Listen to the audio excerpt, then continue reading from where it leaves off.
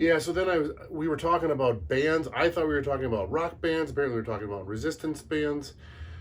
It was so damn embarrassing. All right, I'll talk to you later. I'm going to shoot the next one now. All right, we're talking about bands. Ah, damn it, I did it again.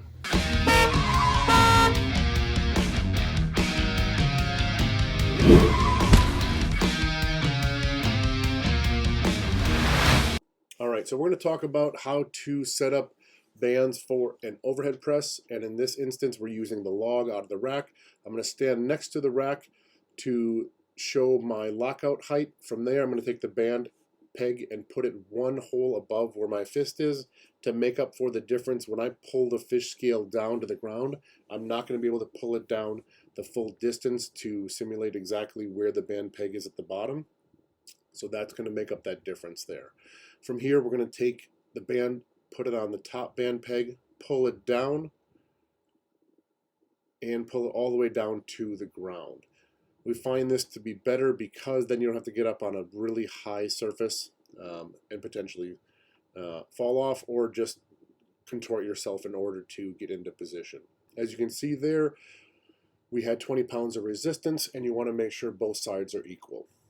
What we're going into now is just putting the bands on both sides. I like to stick with just the straight up and down band setup on these. We'll go over the L method next, but for most people there's enough band tension with just straight up and down. You generally don't need to add any more at this point. So the next thing we're going to go over is making sure that your weight distribution isn't too far forward, too far back, that band will want to pull you either forward or back as you're pressing. So make sure that you're directly above the band peg that's at the bottom. From there, you can see we're going to go ahead and press overhead. And now the band does come, the log comes slightly back. The band does pull back just a little bit, but not too much. Okay, so now let's talk about using that L method with the band for this setup. I'm going to change it over, loop the band underneath that first peg, hook it onto the second peg, the one closest to the rear. Now, the only reason why I want to do this is to make micro adjustments on the amount of tension on the band without needing to go up to the next size band. And as you can see here, you make those micro adjustments by just putting that rear band peg forward or back. All right, so here we're going to talk about using an A-frame for the belt squat in this case. So I'm going to take the band, put it on the band peg, pull it over, and because we do have enough room here on the inside of the sleeve, I'm going to put it on that. I'm going to do the same thing on the opposite side. If you've got any kind of cable column like this or anything that slides up and down, try to put as even amount of pressure on both sides as possible because it will wear over time. It will end up pulling it off to the side and cause premature wearing. Okay, so we're going to show how to set up the band to add resistance to a lat pull down setup. And as you can see, I'm going to take one end of the band, I'm going to loop it around one end of the lat pull down handle. I'm going to loop it around a second time because these bands are long enough that if you don't do that, you're not going to really feel that resistance until the bar is almost at your chest. From there, what I'm doing is just making sure it's even left to right so that one side isn't being pulled more than the other.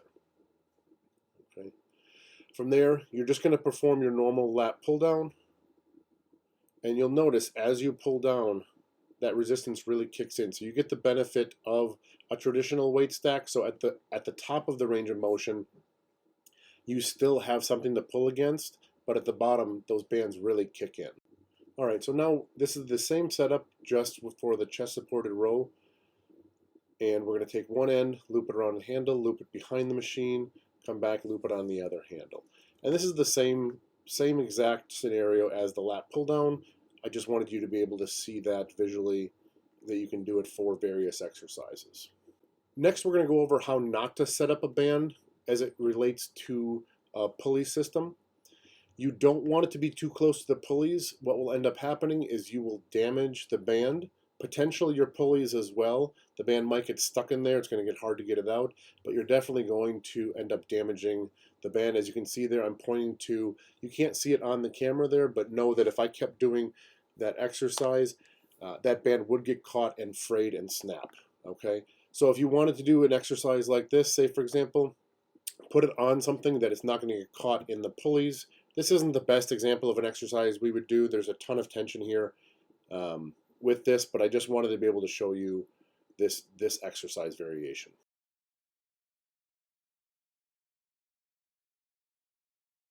We can also use the bands for something other than machines and barbells. Here's an example of us setting up for a dumbbell bench press. I'm going to cross the bands behind me in a figure 8 pattern, and I'm going to keep the band low enough on my back to ensure that it's not going to slide up while I'm doing the exercise.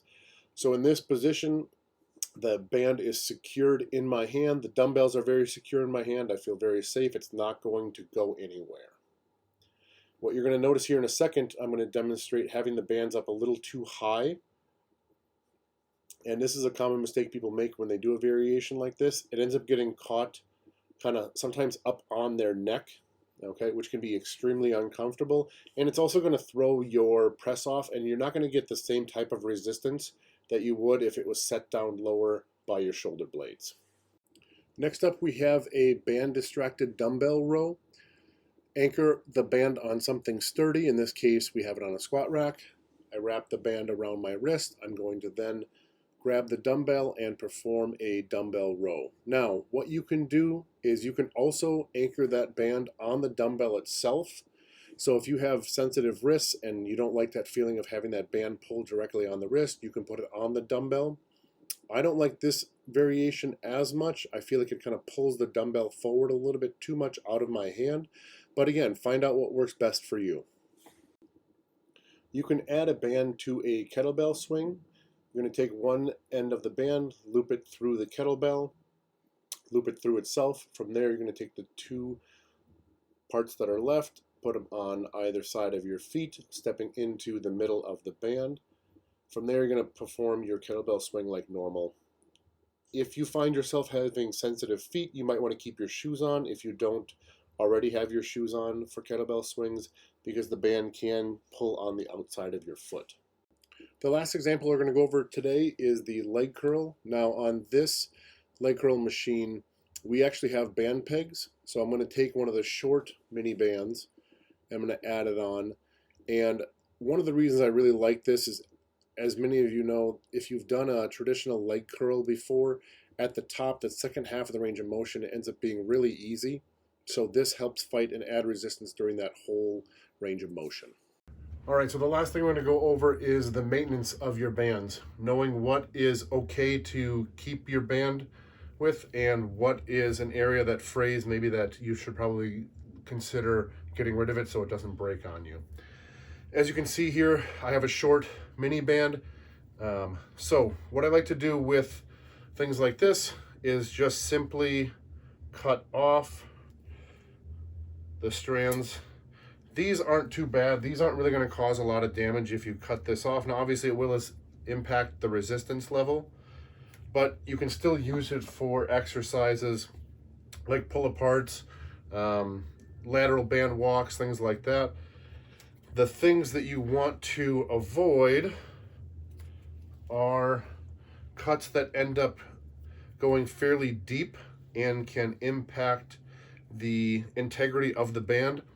Something similar to that, if you can see, this isn't too bad, but as you can see, as I'm putting more resistance on it, it's now getting worse. So what I would suggest doing is just taking a simple pair of scissors and cutting it. Now, obviously you can't use it for traditional accommodating resistance exercises like we just went over, but what you can use it for is things like band pull aparts, tricep work, bicep work, anything else. And obviously these shorter ones are a little harder to use for multiple exercises given their length, but the longer full-size bands, when you cut them, you still have enough usefulness out of them. Remember, if you have any comments or questions, leave them down below and hit that subscribe button. See you next time.